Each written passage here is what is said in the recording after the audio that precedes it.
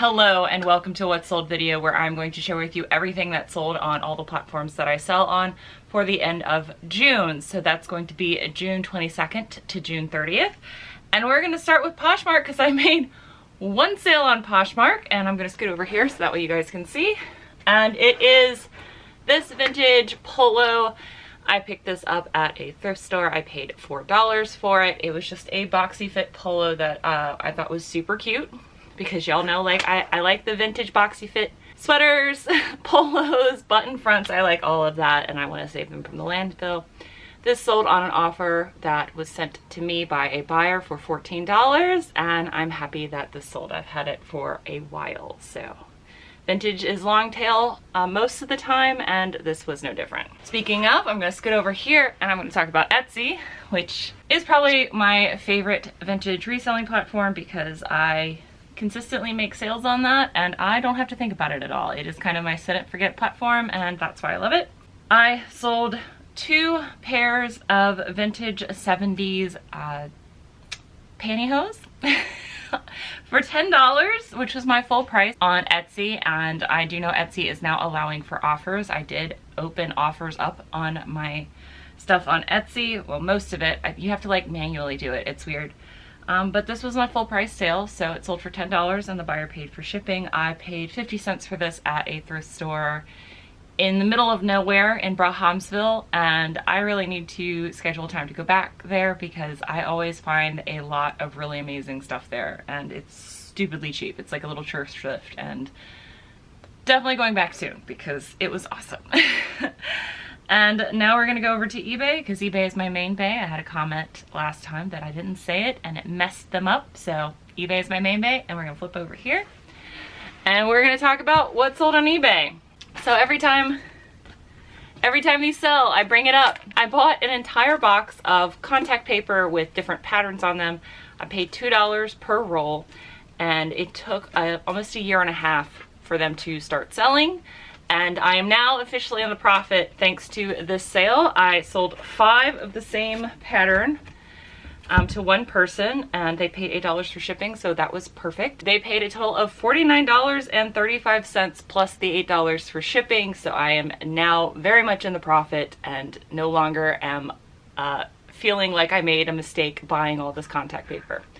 Would I do it again? With this type of contact paper, no. If it was more trendy patterns, like I thought these ones were cute, but I feel like unless I found a really loud and amazing pattern, I'm gonna refrain from buying any more contact paper, but I'm very glad that I did not make a bad buy with this. So turned $10 into $49.35, so excited about that.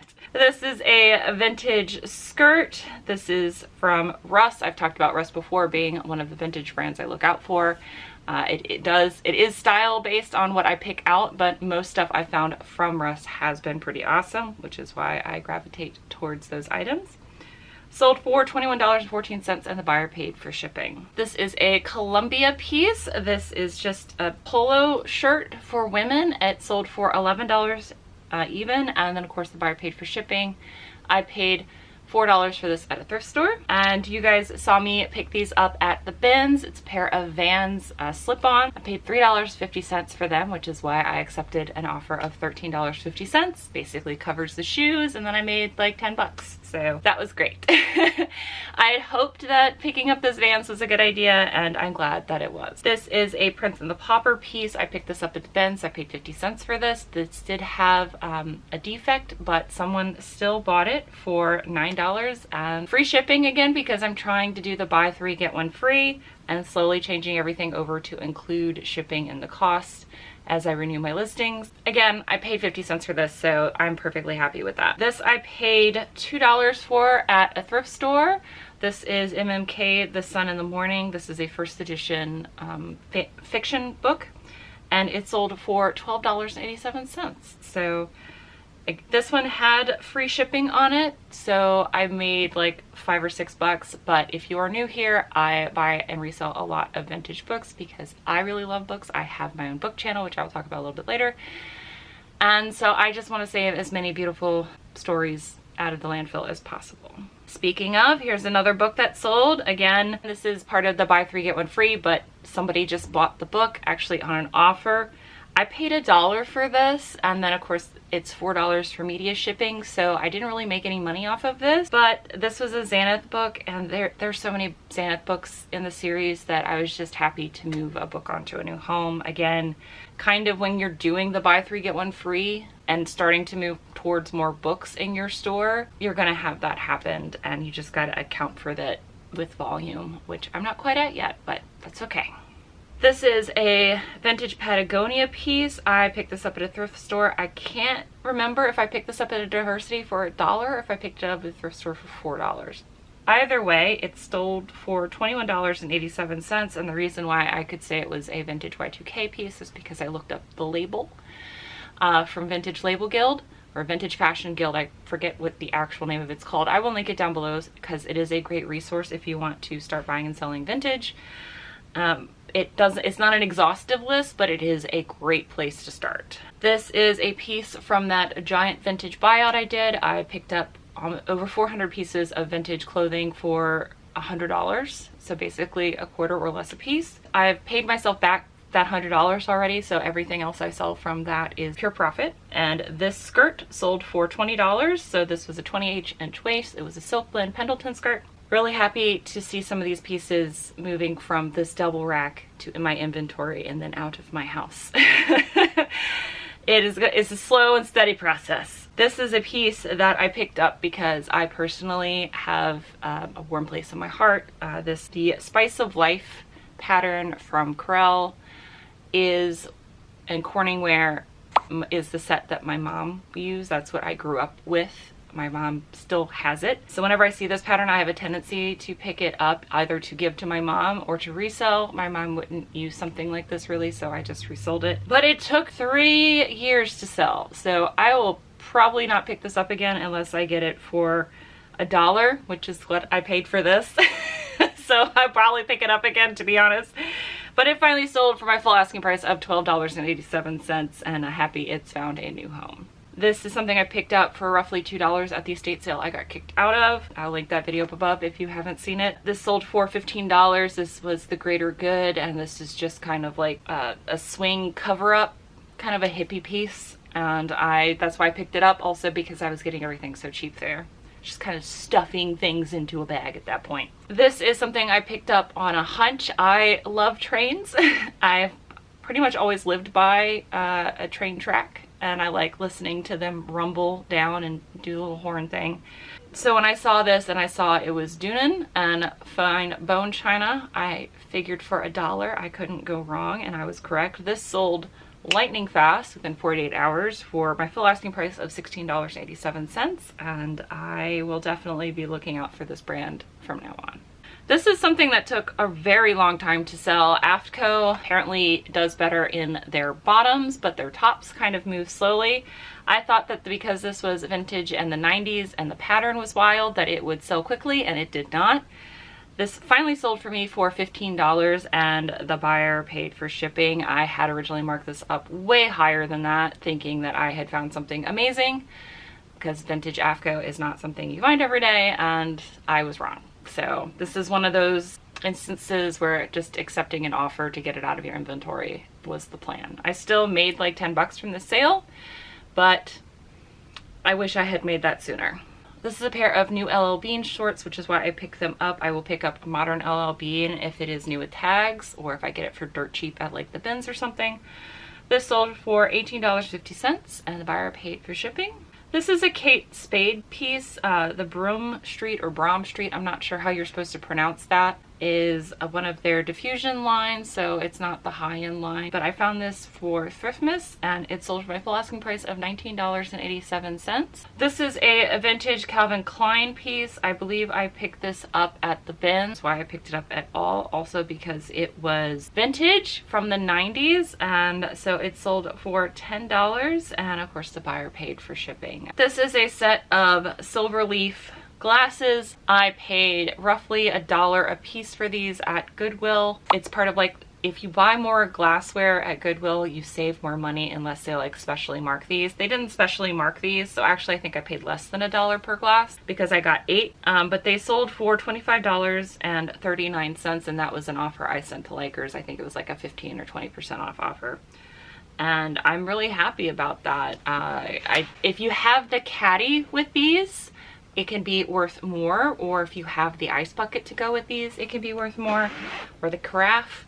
But again, I'm just happy I saved some glassware from the landfill, because at Goodwill in my area, if the glassware and the pottery doesn't sell within 4 weeks, by the time the color comes around, it gets smashed and trashed. So I'm perfectly happy to make a nice little bit of profit and save some vintage glassware from its inevitable demise. This is an Under Armour Racerback tank that I picked up actually for myself. I paid $3 for this at a thrift store. It did not fit because I have these.